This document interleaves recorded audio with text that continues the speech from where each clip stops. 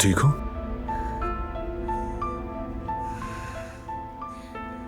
ठीक हूं मैं, बस थोड़ी चक्कर आ गए थे। थाम लो मुझे।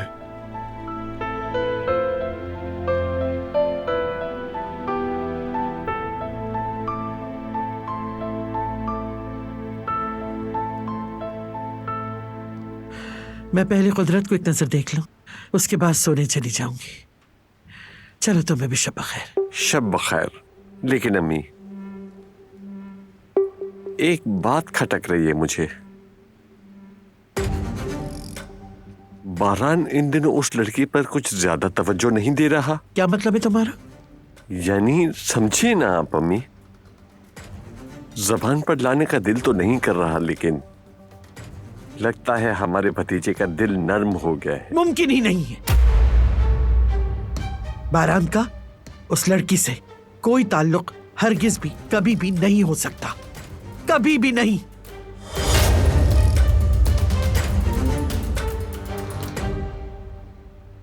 अरे अम्मी, क्या आपने अपनी आंखों से नहीं देखा कि वो कैसे उसका ख्याल रख रहा था? वो तो मेरे पोते की रहमदिली है बस। उसका दिल वैसे भी बहुत नर्म है। वो तो अपने दुश्मन के लिए भी मुश्किल वक्त में अपनी रहमदिली के हाथों उनकी मदद के लिए हाथ बढ़ाता है। वो अपने दिल के हाथों मजबूर हो जाता है और बस। उस लड़की का इस मामले से कोई ताल्लुक नहीं। खबरदार, खबरदार, आइंदा ऐसी बात जुबान पर ना लाना। खबरदार।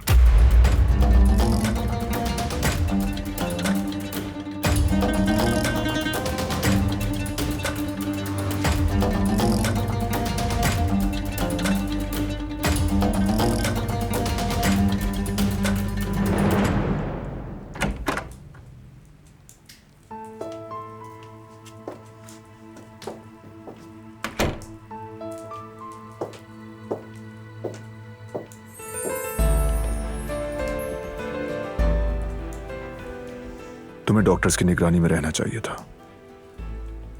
जरूरत नहीं, अब मैं ठीक हूँ। सीढ़ियां चढ़ते हुए भी गिरने लगी थी। फिर ऐसा हुआ तो सीधा हॉस्पिटल जाएंगे हम। आराम करूंगी तो ठीक हो जाऊंगी, बहुत थक गई हूँ।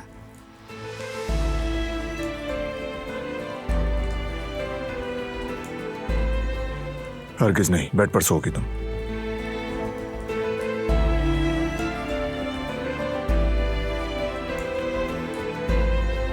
अगर ना मानी तो हॉस्पिटल जाना होगा। फैसला तुम्हारा है।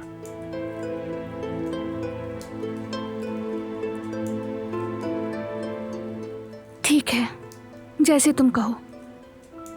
आओ।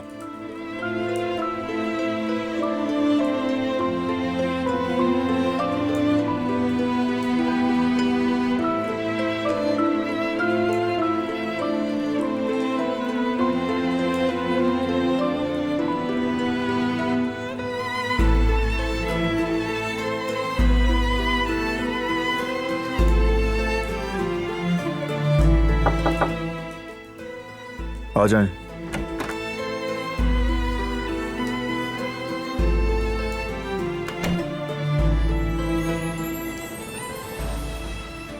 कदर आपा तुम्हारी मदद करेंगी।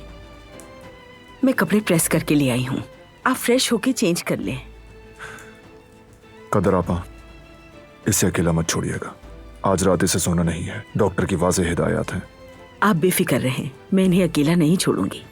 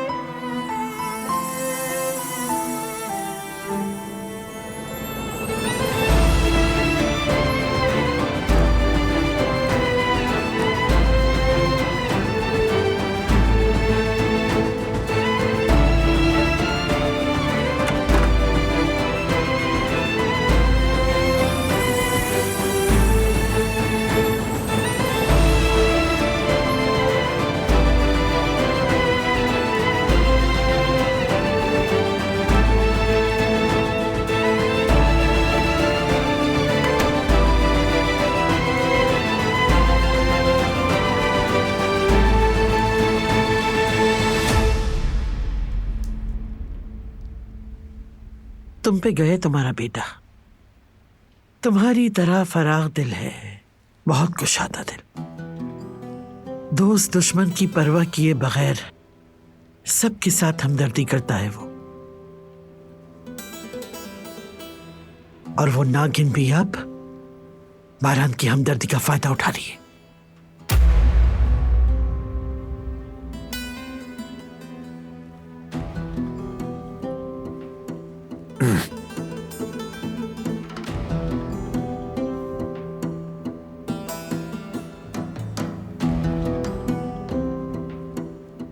कैसी है वो?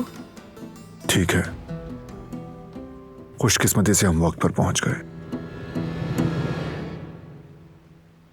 खैर, शब बखैर। शब बखैर बेटा। हाँ। जो भी तीर चलाया निशाने पर ना लगा। एक बार फिर बच गई वो बदकिस्मती से। काश कि मैंने अपना मुंह थोड़ी देर और बंद रखा होता, ताकि वो मर ही जाती, ठंडे पत्थरों पर यूं ही पड़ी रहती।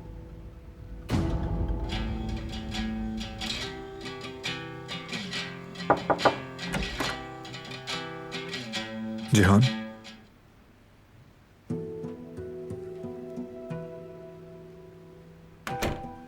सब खैरियत है ना? सब ठीक है भाई। ठीक से बताओ क्या बात है।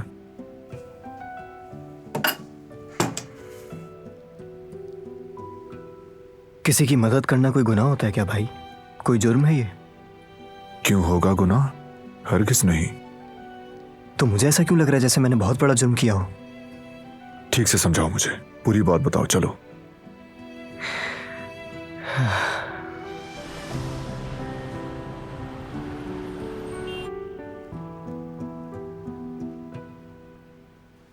वो लड़का खुद को समझता क्या है? हाँ, उसकी इतनी हिम्मत कैसे हुई कि उसने हमारे घर का किराया दिया?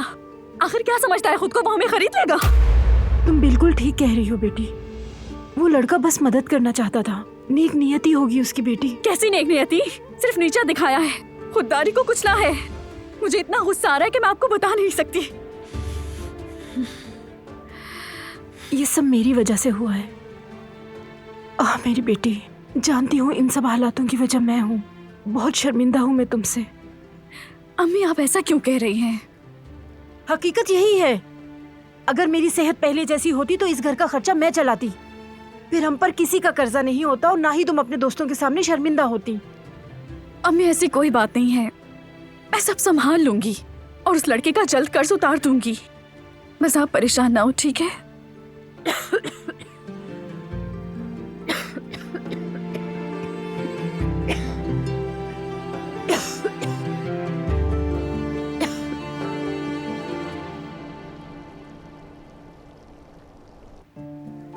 बस यही बात है भाई। मालिक मकान ने कहा था कि वो सामान उठाकर फेंक देगा, इसीलिए मैंने किराया अदा कर दिया था उनका। तुम्हारी नीयत तो ठीक थी, मान लिया, लेकिन नेकी करते हुए तरीका गलत अपनाया तुमने। आप भी यही कह रहे हैं यार। सिर्फ मदद ही तो की है मैंने उनकी। गिरे हुए का हाथ थामना चाहिए, हमेशा आप ही तो कहते हैं ये भाई। हाँ बिल्कुल जिहान, लेकिन किसी की मदद करते वक्त यह भी जरूरी है कि उसकी इज्जत नफ्स को तकलीफ ना पहुंचे। नर्म मिजाजी से पेश आना चाहिए। देखो, मुझे लगता है कि ये लड़की काफी खुददार है। बाज लोग ऐसे होते हैं कि वो किसी का कर्जदार नहीं होना चाहते। उन्हें यह डर होता है कि मदद करने वाला कहीं उन पर एहसान न जताए। ऐसे लोग बोझ तले दबकर किसी का सहारा नहीं लेते। इसलिए तुम्हें पहले उसकी इजाजत लेनी चाहिए थी, पूछना चाहिए था कि मदद चाहिए या नहीं। मेरा ख्याल है कि तुम्हें उससे माफी मांगनी चाहिए। माफी मांगना भी उसकी मदद ही होगी। जरा सोचो इस बारे में भी। चलो ठीक है, शब बखैर।